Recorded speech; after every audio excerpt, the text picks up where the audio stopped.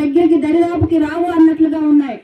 కాబట్టి దీనికంతటి కూడా మన జిల్లా కలెక్టర్ గారు అసలు ముస్తాబు అనే కార్యక్రమము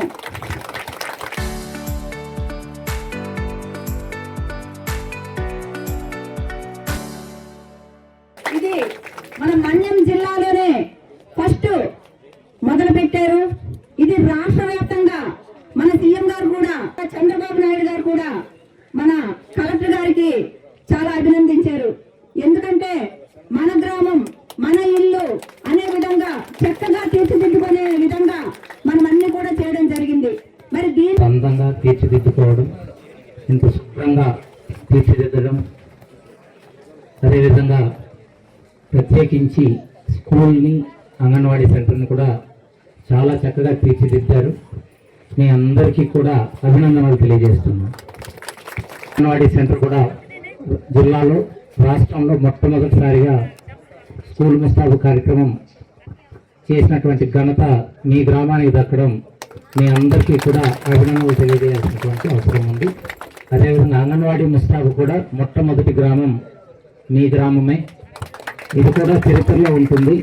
తప్పనిసరిగా మీ గ్రామం మీరు చేసినటువంటి మంచి పని వల్ల రాష్ట్రంలో మొట్టమొదటి గ్రామంగా మీరందరూ కూడా ఆ చరిత్రలో మీ పేరు ఉంటుంది.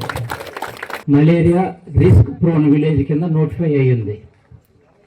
అంటే మలేరియా వచ్చింది జిల్లాలో అంటే ఈ గ్రామం నుంచి కనీసం ఒక 5-6 కేసులు గ్యారెంటీ అనేటువంటి పేరుండేది.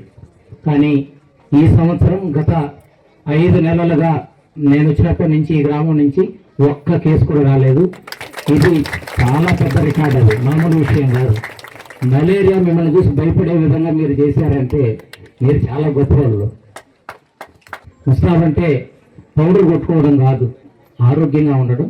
ఆరోగ్యంగా ఉండడానికి మనం తీసుకోవాల్సిన జాగ్రత్తలే.